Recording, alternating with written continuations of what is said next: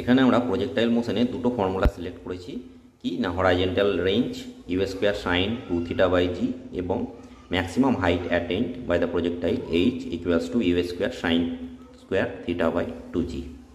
এই দুটো ফর্মুলার আমরা ফিজিক্যাল ইন্টারপ্রিটেশন একটু আলোচনা করব। এগুলো থেকে কিন্তু এমসিকিউ কোশ্চেন হতে পারে। দেখো, প্রথমে আমরা যদি ইউ এর ভ্যালুটা একই নিই, সেম ইউ, তাহলে কি হবে যে আর এবং এইচ এই দুটো ডিপেন্ড করবে কার উপর? থিটার উপর। অ্যাঙ্গেল অফ থ্রোয়িং, প্রজেক্টাইলটাকে কোন অ্যাঙ্গেলে আমরা থ্রো করেছি তার উপর নির্ভর করবে। এবার দেখো, আমরা তিনটে থিটার ভ্যালু নিয়েছি, থিটা 1 ব্লু কালারে, থিটা 2 ব্ল্যাকে আর থিটা 3 রেডে। প্রত্যেক ক্ষেত্রে দেখতে পাচ্ছ কার্ভ থেকে, এদের ট্র্যাজেক্টরি থেকে বোঝা যাচ্ছে যে এদের হাইট এবং রেঞ্জ কিন্তু আলাদা আলাদা। প্রথমে আমরা এরকমভাবে নিয়েছি যে অ্যাঙ্গেলগুলো থিটা 3 হচ্ছে ম্যাক্সিমাম, তারপরে থিটা 2, তারপরে থিটা 1।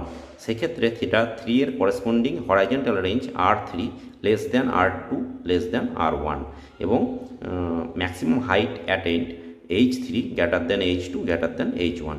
এই ফর্মুলা দুটো থেকে কিন্তু এগুলো ক্লিয়ারলি বোঝা যাচ্ছে। এখন আমরা যদি অ্যাঙ্গেলটাকে একই নিই, থিটাটা যদি একই থাকে, তাহলে সেক্ষেত্রে কার উপর ডিপেন্ড করবে? আর আর এইচ ইউ এর উপর ডিপেন্ড করবে। সেটা নিয়ে আমরা একটা প্লট করেছি। দেখো, এখানে U1, U2, U3 তিনটে ডিফারেন্ট ইউ নিয়েছি এবং তিনটের ক্ষেত্রে কি হাইট, ম্যাক্সিমাম হাইট অ্যাটেন্ড সেগুলো কিন্তু আলাদা এবং তাদের সঙ্গে হরাইজন্টাল রেঞ্জগুলোও কিন্তু আলাদা। যদি U3 greater than U2 greater than U1 হয়, তাহলে H3 greater than H2 greater than H1 এবং R3 greater than R2 greater than R1।